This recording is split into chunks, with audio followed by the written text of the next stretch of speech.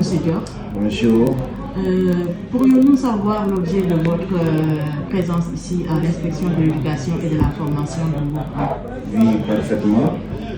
Donc, je représente une association humanitaire qui s'appelle ABGO à bras grands ouverts, dont le président s'appelle Daniel Frader. Alors, qui sont partenaires de l'IEF dans le cadre de la légalisation des enfants sans état civil. Aujourd'hui, l'IEF organise une audience foraine et l'association ABGO est partenaire de l'IEF, est venue soutenir un tout petit peu les parents, n'est-ce pas, par une petite contribution financière.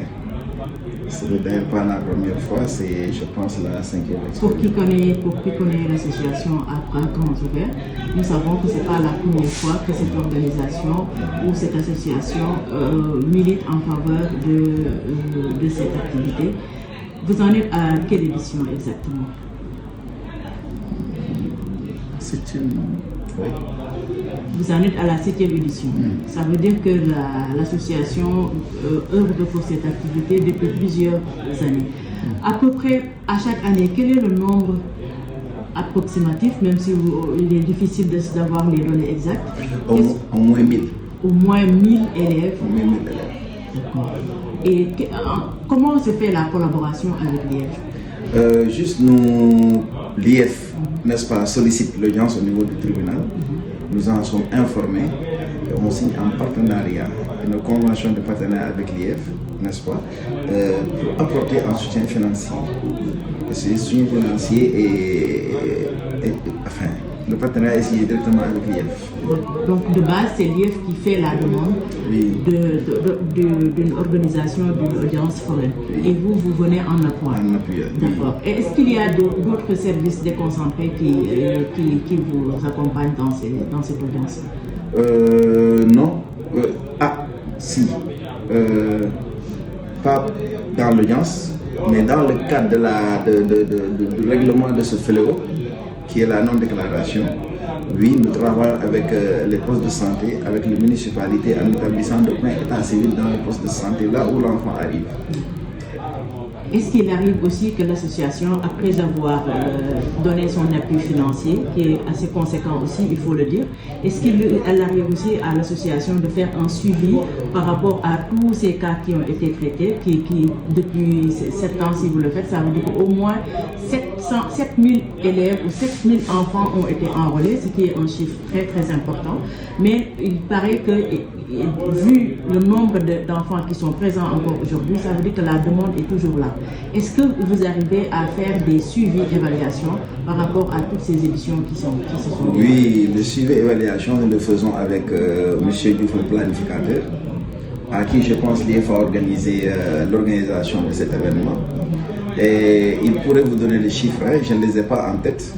Mais chaque année, nous passons à l'évaluation et c'est souvent un document signé. Tous les élèves qui passent jusqu'à concurrence de ce que nous avons subventionné, on a le retour.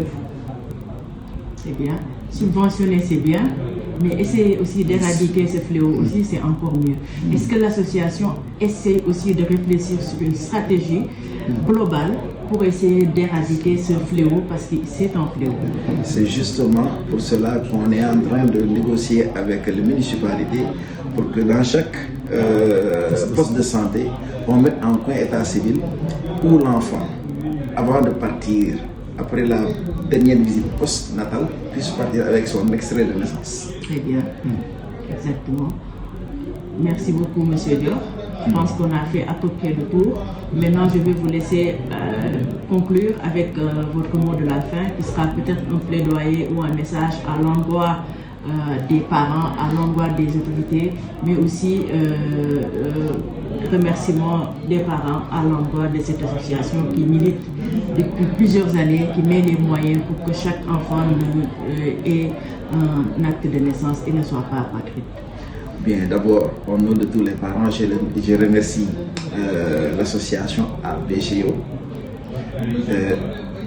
pour le plaidoyer.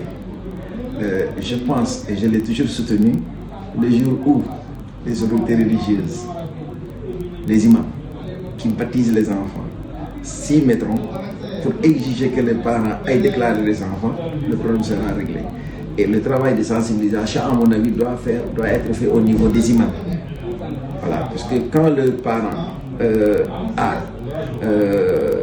l'honneur de te demander de faire le baptême de son enfant, l'imam en tant que leader, en tant que chef, en tant que guide doit pouvoir dire aux parents, oui, je vais le baptiser, mais au 7e jour, je reviendrai pour que tu me montres la déclaration de l'enfant à l'état civil.